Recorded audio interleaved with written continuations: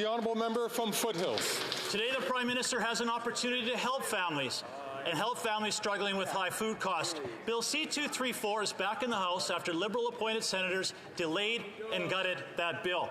This is a common-sense Conservative bill that will give carbon tax carve-out to farmers and ensure that Canadians have access to affordable Canadian-grown food. But when the Prime Minister quadruples his carbon tax, farmers will pay $1 billion a year, driving up food costs even higher. So will the Liberals reject the Senate amendments, take the carbon tax off farmers, and lower food prices for Canadians?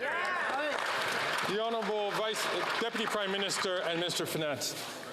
Let me tell you what is common sense for working families across our country. It is common sense to have a national system of early learning and childcare with fees reduced by 50% across the country and down to $10 a day in 7 provinces and territories.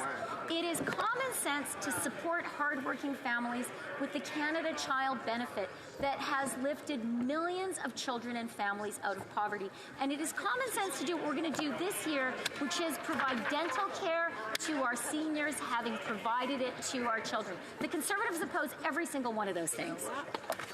The honourable member from Foothills. It is uncommon to see a government ignore the fact that 2 million Canadians are going to a food bank every single month. And yet the Liberal NDP Carbon Tax Coalition wants to quadruple that carbon tax, making farming unsustainable.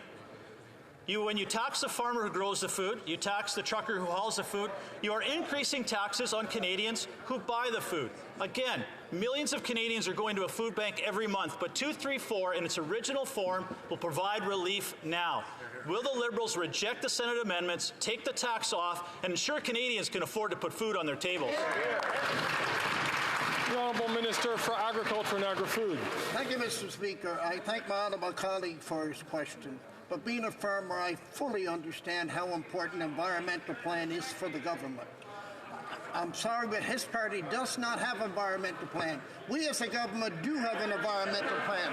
And with that environmental plan, for example, Mr. Speaker, we're able to invest $1.5 billion into farmers and ranchers across this country to make sure they stay on the cutting edge.